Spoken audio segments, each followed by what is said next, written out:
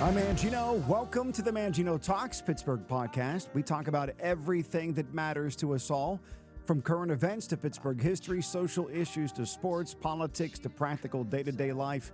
And today I want to talk about the issue of addiction. We have had Dr. Tom Brophy on with us before, and we will have him on again very soon. But I wanted to discuss this issue from the perspective of the family that is trying to cope and deal with addiction for a loved one. And in my years of hosting a radio program in Pittsburgh, I had the blessing of discovering Rhonda Jaquay, and she has a Facebook page, Addicts Do Matter, where she helps family members in dealing with this process. And she joins us now on Mangino Talks. Rhonda, welcome. Good to have you. Oh, thank you for having me. Absolutely. For everyone who's listening, and maybe for the first time, can you give us your family story and what brought you to ultimately create Addicts Do Matter on Facebook? Yes, I am a mother of 9 children, with my oldest being 46 and the youngest 30, 7 boys, 2 girls. I had learned that one of my sons was addicted to heroin. And it ended up where this one day I have an antique store, and I was in there working, and one of the ambulance local guys, he was a customer there, and he came in and I said, could you please do me a favor? And if you ever, get my son in an ambulance or whatever, please tell me. And he says, I will. And he said, what's your son's name? And I told him, and he said, Rhonda, you're not going to believe this. He said, yesterday I took your son to the hospital. And at first I was kind of shocked. I thought, well, maybe he had his name wrong or sorry, it was somebody else. And then he started telling me the story, and he says, I went to this house. He said, and we found him on the concrete floor in a pool of blood. He had hit his head when he fell. He says, we tried to Narcan him a few times and it wasn't working. We thought he was gone. And he said, we got him in the ambulance. We got him there. And he says, and they gave him the 3rd shot of Narcan, and he woke up. And he said, he started talking to me, and he says, please don't let my job find out. I don't want them to know, because he had 3 kids, and he was real good about working and, paying support for the kids and stuff. And he would see them every other weekend. And so he didn't want that to interfere. And as soon as he said that, I knew that was him. And so anyway, I immediately called the police station right up the street because he was staying up on a back street with a guy he worked with. And I told the police, I says, I'm going to go down at this house because I heard through town this guy he was staying with was a drug dealer. And I says, I'm going to go down there, and I'm not going to leave that house till my son comes out of there with me. And, they more or less just go do what you got to do. I even called the senator, believe it or not. And I forewarned him I might get taken to jail, and she said, your mama did bear, do what you need to. So I went up there and, knocked at the door, and there was another girl there actually to buy drugs. And I kind of pushed my way in front of her. And then, he was chest to chest with me. He asked me what I wanted, what I was doing there. And I told him, I want my son, and I'm not leaving till I get him. And he said, well, he's not here. And I said, well, I see the work truck out there and you're here. So I guess I'm going to be here all night. And he says, I'm telling you, he's not here. And I said, well, that's good. Well, I'll be out here. So my husband's not used to this confrontational stuff. So I sent him down to our store and told him, bring me back a lawn chair. I'm going to tell you, I planted myself right there in front of that house out in the street. There was people that was, they bought from him. So both ends of the street, there was people on their way walking down, but they thought I was kind of crazy. So they didn't bother coming down. And I continued to sit there, and he congregated with another guy from across the street. And that other guy across the street, he dealt the weed. And then he dealt the heroin. So they're talking amongst each other, talking about how nuts I was. And so the one dude came over and he said, you know what you need? He says, you need a joint with some lacing in it. And he said, calm you down. I says, you need to get the hell out of my space because I'm not moving, dude, and I'm not playing. So anyway, continued to sit there. He came out like twice out of his house. He said, please, could you leave? Could you go? I'm telling your son ain't here. I said, I don't care what you say. His clothes are in there, right? He said, yeah. I said, okay, well, he'll be back at some point, so I'm going to be here. So I'd advise you, if you know where he's at, call him, because I'm not going anywhere. So finally he came out and he said, do you want his stuff? I said, I sure do. And he brought me out his book bag and things. And then finally he called him and he told me where he was to go pick him up. And this was 5 hours later, by the way. Wow. Um, yes. And so I went up the hill, which was less than a quarter mile from there, and picked him up from another place where, they sold drugs, and I got him in my car, and he was in his 30s, you know what I mean? Mm-hmm. And I told him, I said, you're going to get in my car right now, and you're gonna go to rehab. You're going to do something because this has ended. Either you do it or I'll call your fines in. I will call the magistrate now, which I did. I called him at home, by the way. I was a friend of his, and I told him pull anything he had on my son because I'd rather see him locked up than out there in the streets, because a lot of people back then, that's when the first rash, they were starting to die in big numbers. Yes. And the area, yep, and the area where he was at was pretty predominant with the fentanyl. And so anyway, he did come with me. We took him into Braddock Hospital at the time. They was the only one who was detoxing, and took him in there. And so he got his detox and all that done. But when it was time for him to go to a rehab facility, back then there was nothing available, number one, and he didn't have insurance. So he came back home, and wasn't too much longer where he relapsed. And then at that point, my sons got involved, and we all sit him down and talked to him and told him he was going to have to go away for a while. And so he agreed, and he went out to, I ended up at Point Park. They had an event there. I can't even remember what event it was, but White Deer Run people were set up there. And I told him about my son, and I told him someday I might need him. And so he gave me cards, and he says, well, if you ever have anybody that needs help, call me and we'll get involved. And so I did that night. I called. They sent someone to pick my son up, and they took him to White Deer Run out at Cove Forge, which was quite a distance away, which was a good thing. He was in there it was supposed to be 30 days, but there was no facilities open back this way where they can transfer him to, because I told him he couldn't come home. He had to do this long term. And so he was there for actually 2 months. And then they went ahead and sent him to a gateway at the Moffett House in Beaver County. It was kind of like a housing where, people works on, they used to take them to the gym and take them to get their appointments for their teeth and eyes and different things, and, just show them a sober way of living. He did very well there. I mean, very well. It seemed like I had him back because they started him on the Vivitrol shots too. And I'm going to tell you, he was a changed person. It was crazy. And we thought, man, he kicked it, this is going to be great. Brought him home, and he was good for a couple months. He did really well. And his color was back, his personality, just everything. But, what happens is the friends start to hit you up on Facebook, call you on the telephone. Oh, you got to help me, buddy. I helped you back when. You got to help. Well, they knew my son was a worker bee, right, no matter what. And they knew he'd pay for their stuff, too. And so, they'd bring his phone off the hook, and then he'd feel an obligation to go help them, and then he'd get himself in trouble again. Oh, wow. And, yep. And so he actually stayed clean in that stint for about 4 or 5 months. And, just unbelievable, because it ended up where he got a phone call that his friend's mother had passed away. The mom and dad would use drugs too. And so he wanted to go over there. He said, well, I'm going to go over there, and I want to go to the funeral and spend the weekend. And I said, well, if you go over there and stay, you can't live here anymore, because I already told you, you got to stay out of that atmosphere. I'm not playing games. And,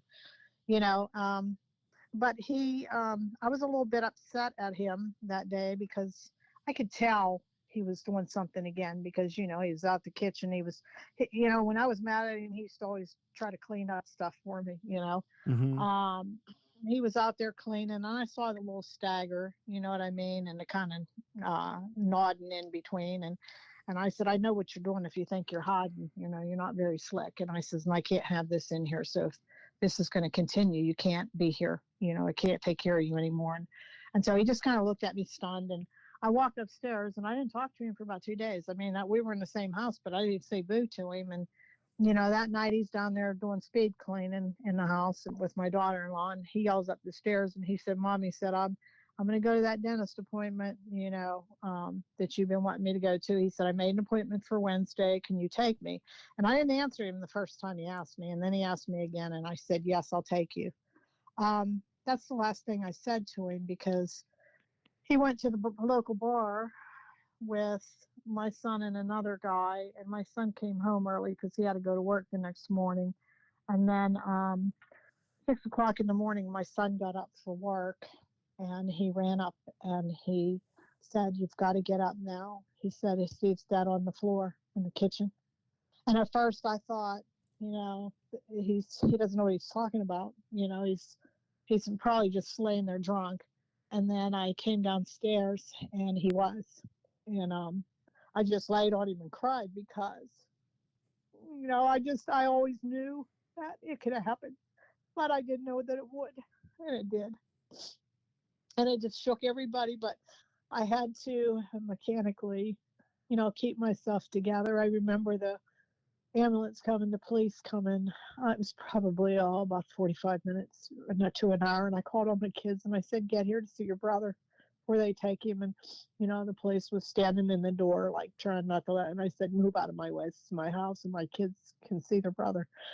So they went out and spent time with him. And then the detective was like, "Well, you can give me his phones." And I'm like, "No, I'm not giving you nothing." I said, "First off, I've dealt with this with other parents, and you take their phones and you tell them you're going to retrieve the information. You don't retrieve anything. You just don't give the phones back." "No, I'll keep his phones. There's a lot of his kids' pictures and messages and everything." "No, I'm fine."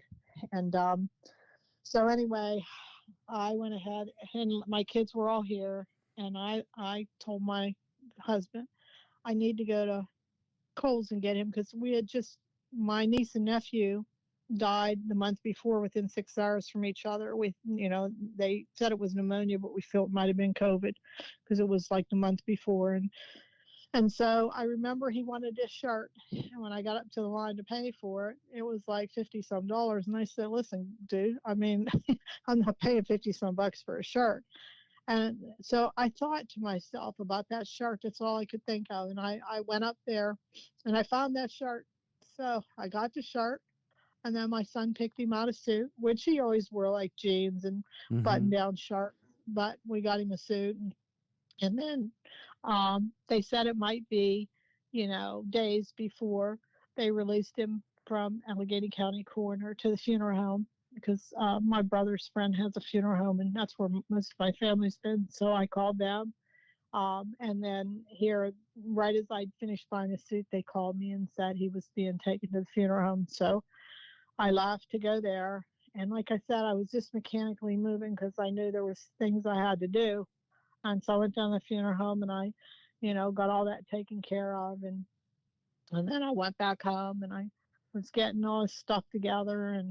But, I knew that I had all the kids, grandkids, and my husband. And I was trying to keep everybody held together and make sure everything turned out the way it was supposed to. And, and I continued after that for a while. And if I got upset or I started crying or what, because I could be sitting in a restaurant and a song had come on or a reminder, and I'd sit there and just start bawling. And then everybody'd look, like, "What'd your husband do?" But it was hard to control for probably about the first year and a half. And then I decided that I had to function for the rest of the family and I had to move forward, and he'd want me to anyway, you know. But, I kept thinking, man, I miss his character. Listen, I'd give anything for him to be back here. I don't care, if we argued every day. Because every once in a while we would, because we'd have that clash because, he'd tell me I didn't understand things and I'd tell him I did. But we were really close. And, I know that he loved me and I loved him. And so, his room today, it's still like it was when he left. And all his things are in there, and he's in there now, and his ashes are in there. And it's funny because I'll get, like, I don't know if you want to call them sons or whatever, but my daughter got married on Sunday, the youngest one. And it was crazy because I went to the hairdresser to get my hair done, and I'm sitting in there and I get out. Well, I was thinking, I saw this hair going to the floor and I thought, man, because I had got some of my son's hair when he passed, and I put some of it in a locket. And I thought, man, I should pick, some of my hair up, and take it for my kids if something ever happens to me. And then as that thought happened, I got up, I was done. I went to pay. And as I was paying, I went to walk away. Say, I looked down in my purse to pull my card out to pay for my hair. And there was a big, like, lock piece of hair. And, Wow. you know, it was, to me, it was kind of like, because functions and stuff like that, like I said, we always think about him and stuff and miss him and know he would listen, because he loved events and he loved to cook and everything else. um, but that sign to me was that he wanted, like, when they say, your daughter something old blue whatever. And I thought, maybe I should give her a piece of his hair and lock it, so in a way he could be there. Maybe that's what that meant. You're right. But yeah, and when his oldest brother had a stroke about 5 months ago, and he was in the hospital, and there was things that happened there, and it was like he was watching over him. And um so I mean, I still feel signs of him. He's not physically here or anything, but I know that he's kind of watching over us. And what I surmised from everything is that, God put him here for a purpose. And he was like, people think that people with addiction, they always, I hate it when they say things like, oh, that junkie, or he's worthless, or whatever. Listen, I dare somebody to say that to me, because my son was not worthless. He was awesome. When he was in high school, he was a big football star. He was offered full scholarship rides to so many places. He had a heart, and that was his flaw, because my son would be walking downtown Pittsburgh. He'd give his last dollar and take his clothes off his back for somebody. See, I wouldn't do that, but he would. Hmm. And so he was actually, I was always, they say, the matriarch, but I feel like my son was that glue. He was the glue that held the family together, because his absence, I'm going to tell you, the family's not the same. And like I said, all of us would give anything to have him back. And it's not only me that still goes through stuff every once in a while. It's also like my sons, like two of my sons took it like me. And like, we'll kind of get together and we'll just talk about things and how we feel and how we still feel, and, different things about him that we miss and everything. So, people say when people die, why don't you just get over it? It's going to be okay and everything else. Well, truth of the matter is, you never get over it, and Right. especially if it's your kid. Right. And they're always with you, and you cannot stop thinking about them every day, all day. Right. And so like I said, I just wish that there would have been more help. And it's been 3 years now, and I'm going to tell you something. There's still people dying all over the place. It's a little bit more silent now than it was back then. Um, but I can tell you, we still have the same problem we had back then. We sure There's do. too much money. There's too much money being pilfered in the wrong places instead of long term, because somebody that's been addicted for years is going to need long term care in an environment where they're not around the other people. And when they get strong enough, which is going to take a lot of time, and they get their foot up, then maybe they'll have a better chance. But things are still going on that I'm Yes. sick about. And even when I see the counties and the states suing, big harm, I'm like, it's unbelievable to me. There's those of us that are sitting here that lost our kids to addiction, and we see our counties and states pressing lawsuits and getting all this money. And I hope they feel really good about themselves, because they didn't do any of us any favors, because we had no say in what they do with this money. We had no say in what happens and what goes on and where it gets reverted to. Hmm. And they did it off of our kids' backs, because our kids are nothing but numbers for them to get money. Wow. So, Wow. I'm very upset about that too. I So, understand that because, too, without a doubt. yeah, Rhonda, help me with a couple of things here. For okay. those that are listening to this podcast and their children are not involved with drugs, what do they need to be looking for? What do they need to be concerned about? What do they need to be paying attention to help protect their children?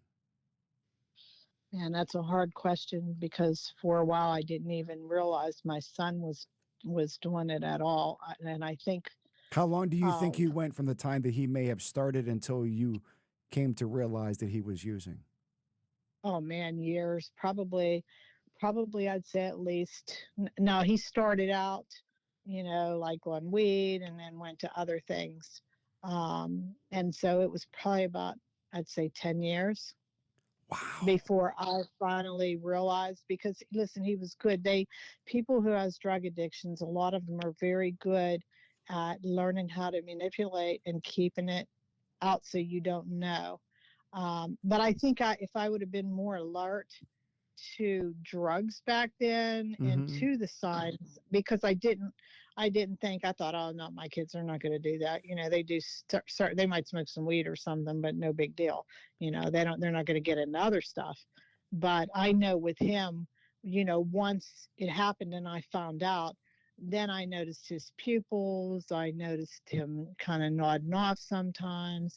I noticed sometimes he'd talk like really fast, and sometimes he'd be overexcited or he'd be very depressed, where he'd just lay in the bed and he'd sleep a lot through the day.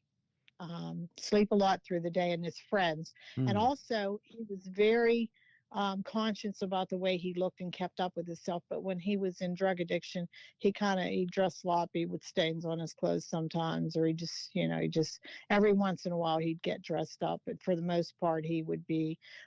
You just, I guess, if you really look and you pay attention, you'll Mm-hmm. notice that their demeanor changes, Right. about how they take care of themselves, and the people that they hang out with and where they hang out at. Yes. What was it like for you and for the family as you were going through the bouts of recovery? He goes to recovery, he comes back, he's clean. How much of you wanted to be just over the moon excited about him completing recovery and being clean? And then how much of you was frightened about what could happen tomorrow that he could relapse?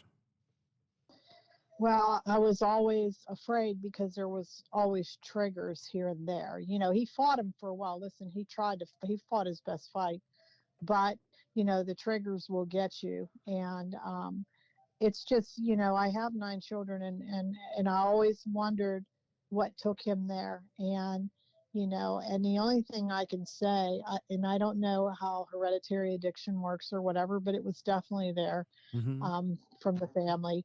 And it's kind of like what the wiring in the brain is not the same, to where there's certain needs that they crave and they have to have, and certain addictions to things that go along with the addiction itself. And so, like I said, I really didn't pay any attention to that because, he was a big football star in school. He was very popular, healthy, everybody liked him, blah, blah, blah. So I didn't see the other side of things. Like, he told me back when he was playing football, like towards his senior years, when he started dabbling in drugs, you know, Hmm. and um, and that's when the changes started. But it was always, we had I remember a conversation that stuck out in my head when he passed away. This conversation kept hitting me, and I remember one night I was in my living room. He had been drinking, and he started talking, and he said, it's inevitable that I'm going to die. And I flipped on him, and I said, you're not going to talk like that in my house. And I said, that's ridiculous. I said, you kill me by saying the stuff that you do. And then he says, do you really want to know what it's like to die? And I said, yeah, I do. So he sat down on the couch and we had a conversation. And he said, listen, he said, you said you think that death is, like this, but it's really like everything goes black. You can't see, you can't hear. It's just black. It's just gone. And I looked at him and I said, I want you to understand something. I said, when it's your time to die, I hope it's when you're older. But know this, there is a God, okay? And you better get yourself straight and get yourself in order. And you better remember you have obligations here. You have 3 kids. You have a family. You have Hmm. me. And do you really think that we could be here without you? And he said, yeah. And I said, well, that's crazy, because it would not be the same. And you would leave a lot of victims in your path and destruction. So you need to quit what you're doing. and we had a lot of conversations like that, in depth. I mean, I talked to him, I try to understand him. I'd scream and yell at him. Hell, I threw him out a couple times. I see, because I was playing hardball. Right. But then I'd find out, here he was using again, and he was out in the street, and the stuff was coming back, and I'd go back and gather him up again and pull him back, you know. And everybody says, oh, you got to wait until they're receptive, until they want it. Well, you know what? A lot of them, they never went there. You have to sometimes you have to push, and it won't work. Some people went to rehab 10, 15 times, and guess what? Today they're counselors actually helping other people stay clean. Well said. So it could take a whole lot of time, but you know what? It's like this. We still need long term, and the short term is still not working. There's very few that make it out. Rhonda, take us to Addicts Matter and the Facebook group. Well over 1,000 people, 1,200 people that are a part of this. Mhm. What was the beginnings of this? What were you intending when you created this, and what has it turned into? Well, when I first started out, I was helping people who struggled with addiction. And so, since I had the connections to White Deer Run and Gateway, what happened is back then, when it first started, a lot of people didn't have insurance.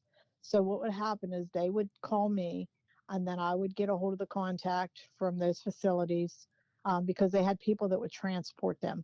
I also would call, whether it was Allegheny County, Washington, wherever, I would call their drug and alcohol people.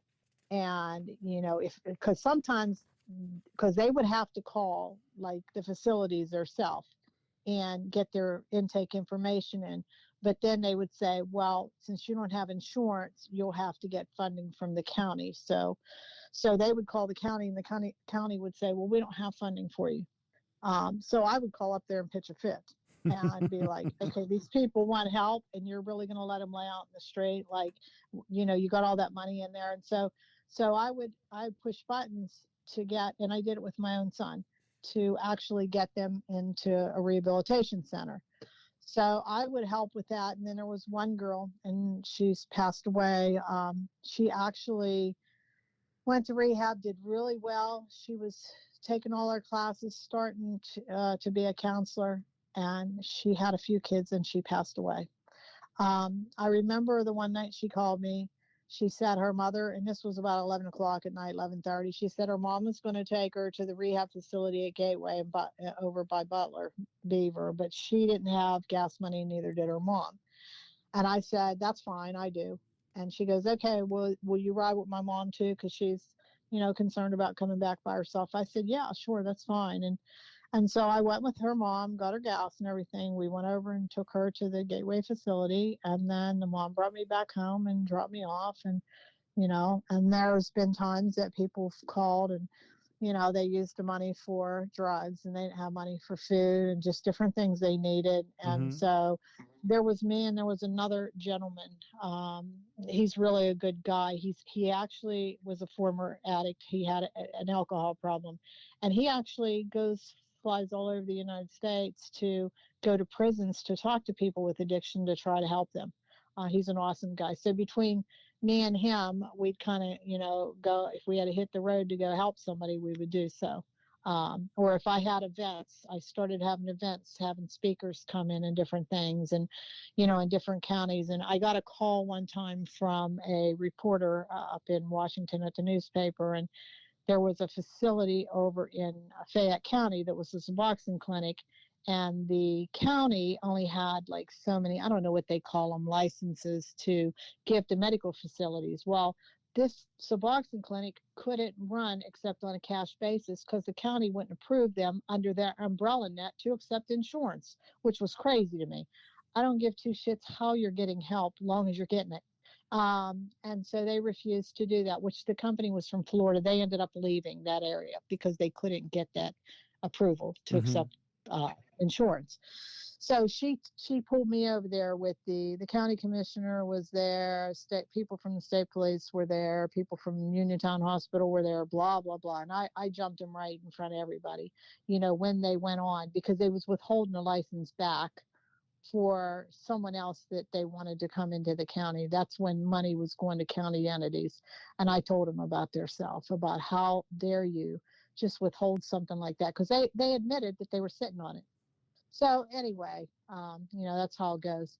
I Right. also tried to help other people that ran uh, they have 3A meetings, and they was doing really good things with people, and they had wanted some county assistance to start recovery houses in that area.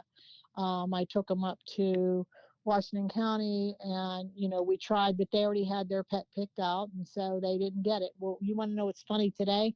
Hmm. Those same people ended up getting recovery houses over in Westmoreland County, and Westmoreland County helped them do that, and they're doing fantastic. Oh, wow. So, I started, like I said, to help people with addictions who struggled and needed help. And then I ended up, at the end, I seen the destruction of the parents and the family members left behind. And also, there's people that work in prison facilities. I had an event over in Conneaut Lake at the hotel, and there was people that came from SCI over that way, and and because they wanted to, they had a lot of people within the prison system that dealt with addiction, and they come over there. I also had speakers come in from Washington County over that way, so Okay. I I just did whatever I possibly could do. And you are still doing it to this day. And uh, when it comes to those who are the family members of addicts, um, I can just imagine what they are experiencing and what you experienced during all that time that he was using, and then in recovery, and then going back to it again. For those of us who are on the outside of this, and we want to be supportive, we want to be helpful, we want to uh, be able to be there for those loved ones. What do you recommend for us? How do we help a mom like you? How do we help a brother or sister that's struggling with this with their own siblings? Well, the first thing is to encourage them not to give up hope, to never use derogatory words like junkie or loser or any of that crap. More to be there as a support system, if they need you. And just a lot of times they just need somebody to listen, or maybe you have connections or a network that they don't have privy to, that you can kind of help pull something out for them, so that can help them and Hmm. also help the family member that's struggling. Because there's resources out there, but a lot of these resources are hidden, and a lot of these resources are sat on, and they're not used. And that really, I think what it comes down to is, at some point in time, and it hasn't happened yet, the county, needs to, think more about taking that money that they have, and having long-term treatment, because these facilities have actually cut back. They keep cutting back on treatment because the funds just aren't there to take care of that. Oh, wow. And that's the sad part, because you take somebody in rehab for 30 days and you send them back. What's going to happen? In a couple days to a week, they're back on it. So all that money that you've used, and believe me, it's pricey to go into a rehab. I can't. You'd be sick to know what the cost is per day. And I really think that money would have been better served.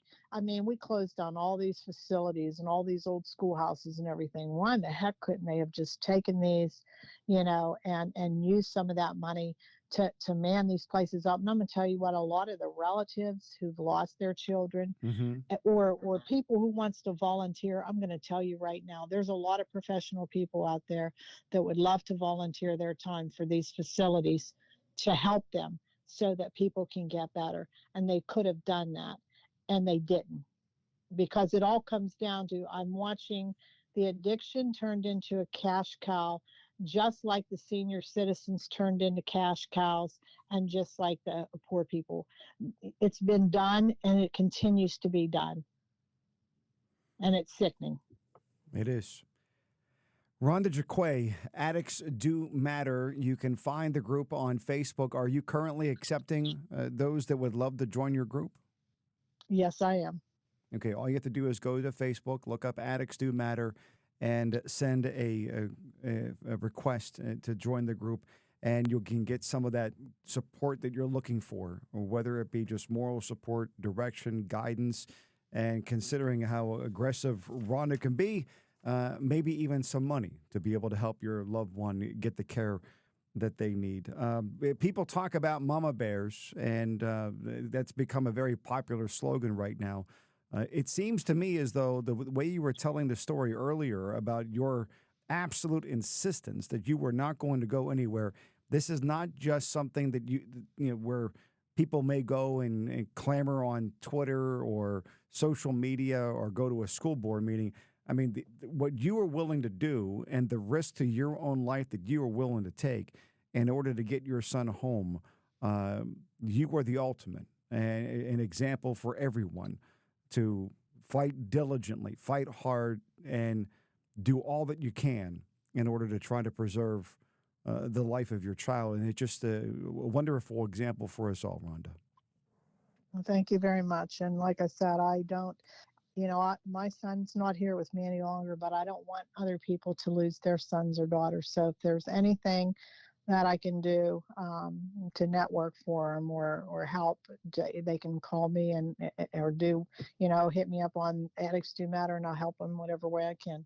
I appreciate it. Rhonda Jaquay joining us on Mangino Talks. Rhonda, thank you very much. Once again, Addicts Do Matter on Facebook. It is a private group, so you will have to send a request.